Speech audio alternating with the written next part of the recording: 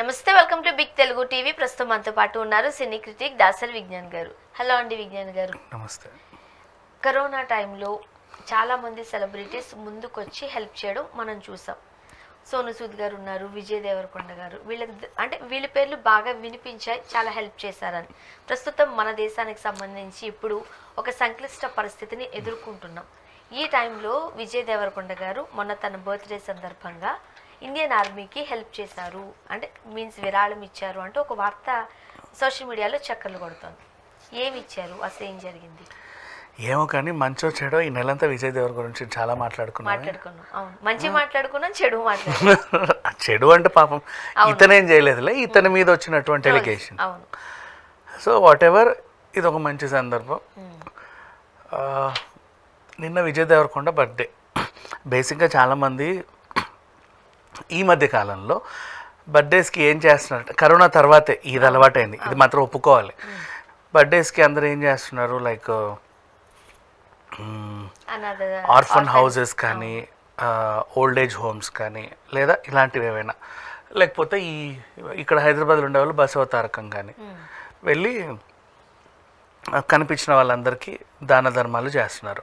కొంచెం స్తోమత ఉన్న వాళ్ళు లైక్ అలీ లాంటి వైఫ్ లాంటి వాళ్ళు అయితే కారులో వెళ్ళి మొత్తం సిటీ అంతా తిరిగి ఈసీఐ నుంచి మేడ్చల్ వరకు పంచుకుంటూ పోతుంది పొట్లాలు. ఇది విజయ్ దేవరకొండ గారి ఇష్యూ. కానీ ఇప్పుడు అలీ గారి వైఫ్ జుబేదా గారు చేస్తారు కదా, తను కావాలని ఒక రకంగా చెప్పాలంటే గొప్పలకు పోయి ఆమె చేస్తున్నారని కొంతమంది కమెంట్ చేస్తారు. కానీ చాలామందికి ఇన్స్పిరేషన్ అని కూడా మనం అనుకోవచ్చు. స్వతహాగా తన స్వహస్తాలతో చేసి ఎంత బాగా నెయ్యి మంచి క్వాలిటీవి వండి అందరికి ఇస్తూ ఉంటారు.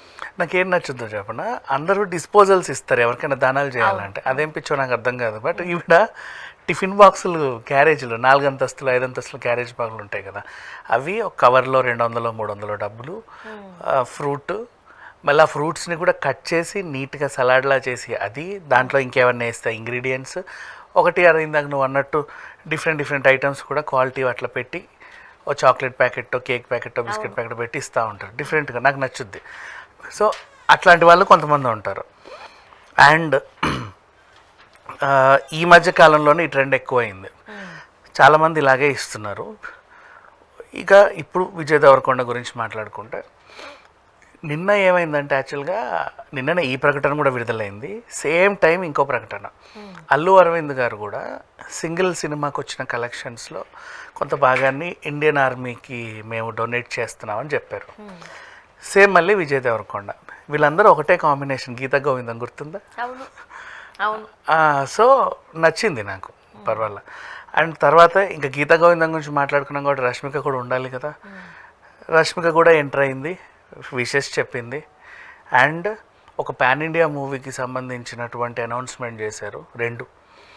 ఒకటి దిల్ రాజు గారిది Rowdy Janardhan, obviously we know that. And next ఇంకొకటి ఏంటంటే పీరియాడిక్ డ్రామా. ఇలా ధ్యాన ముద్రలో కూర్చున్నాడు, మొత్తం ఒళ్ళైతే ఒక హనుమంతుడి ఆర్ట్ వేసినప్పుడు వెనక నుంచి చూపిస్తే ఎలా ఉంటుందో ఆ షేప్, అట్లా దిగింది. అలా ఎలా వచ్చిందో తెలియలా నిజంగా. దాంతో ఆయిల్ పూసి ఒకలాగా షైనీ పట్టుకొస్తారు కదా, సేమ్ దిగారు. అలా ఉండి అటువైపు తిరిగి కూర్చుంది. అది 1850 1860 టైమ్ పీరియాడిక్ డ్రామా అట.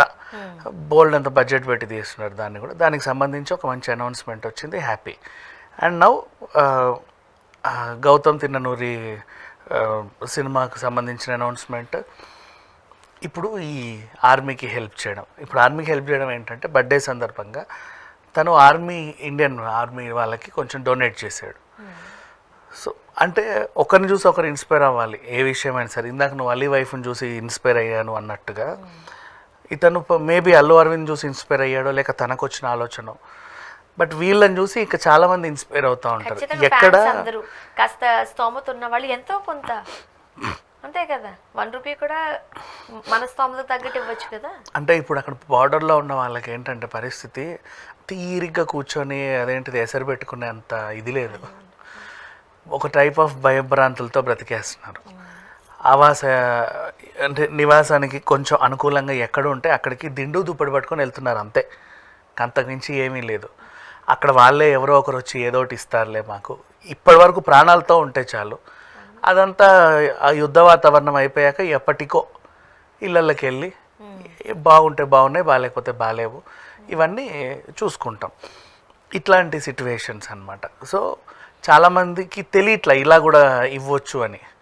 ఇప్పుడు ఒకరిద్దరు ముందుకు వచ్చి చెప్పినందుకు చాలామంది అవునవును కదా పాపం వాళ్ళకు కూడా మనం ఏదో ఇవ్వాలి. ఇప్పుడు వరద బాధితులు ఎంతో, యుద్ధంలో నష్టపోయిన వాళ్ళు కూడా అంతే.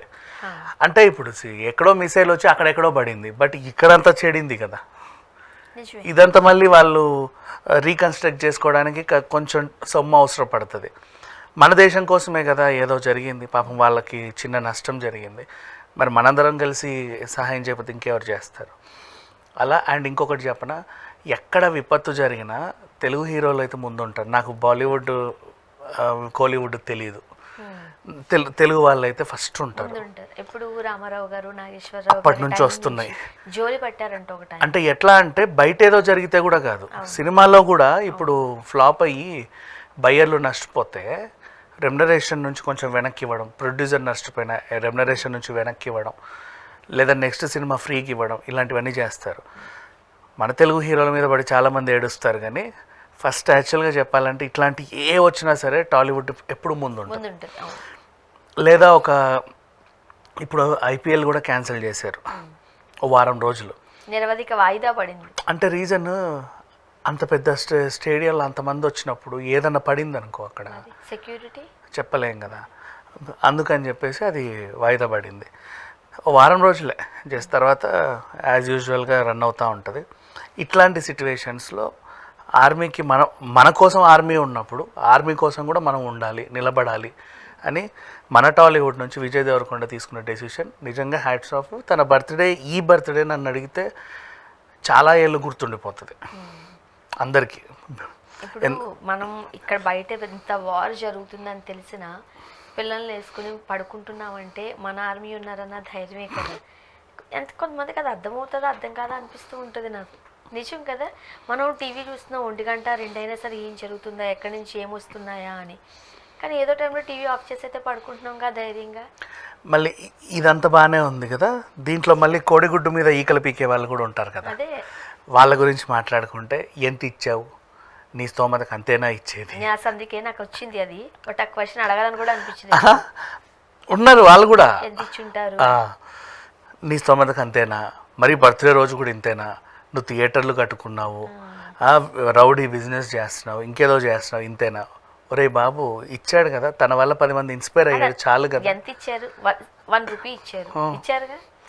అట్లా కాదు, ఇంత ఇవ్వాలి అంత ఇవ్వాలి. అప్పట్లో కూడా అదేదో అయ్యింది వాయినాడు దగ్గర సంథింగ్ విపత్తు వస్తే వీళ్ళు 25 లక్షలు ఎందుకు 25 లక్షలు ఇచ్చావు, 50 లక్షలు ఎందుకు ఇవ్వలేదు అని అడిగారు. జూనియర్ ఎన్టీఆర్ గారి మీద కూడా ట్రోల్స్ ఏమో నడిచినట్టు వచ్చింది. ఈవెన్ శ్రీతేజ్ గురించి కూడా ఇప్పుడు అల్లు అరవింద్ కూడా ఇచ్చాడు కదా, ఆ శ్రీతేజ్కి నువ్వు 25 కోట్లు ఇవ్వాల్సింది 2 కోట్లే ఇచ్చావు. ఇట్లా అంటే ఆ మోతాదు కూడా వీళ్ళే చెప్తారు, వీళ్ళు ఇన్స్పైర్ అవ్వరు. మళ్ళీ ఇప్పుడు విజయ్ దేవరకొండని చూసి అరే ఆయనంత ఇచ్చాడు కదా, నా స్తోమత నేను కనీసం 100 అని ఇస్తానని వీడు ఇన్స్పైర్ అవ్వడు, నువ్వెంత ఇచ్చావని లెక్కలేస్తూ ఉంటాడు. ఇలాంటి వాళ్ళు కూడా ఉంటారు. సో చూద్దాం ఏది ఏమైనా. చాలా ట్రోల్స్కి ఈ మధ్య కాలంలో విజయ్ దేవరకొండ గారు కాస్త బలైనప్పటికీ మనమే ఎన్నిసార్లు మాట్లాడుకున్నాం. ఏదో సందర్భం వాడొచ్చి అంటాడు, వీడొచ్చి విజయ్ దేవరకొండ అంటాడు. మొన్న రోజు అయితే అన్ని వేళ్ళు ఆయన వైపే చూపించారు, ఇప్పుడు ఇదొకటి. సో ఏదైనా మంచి పని చేశారు. Thank you so much.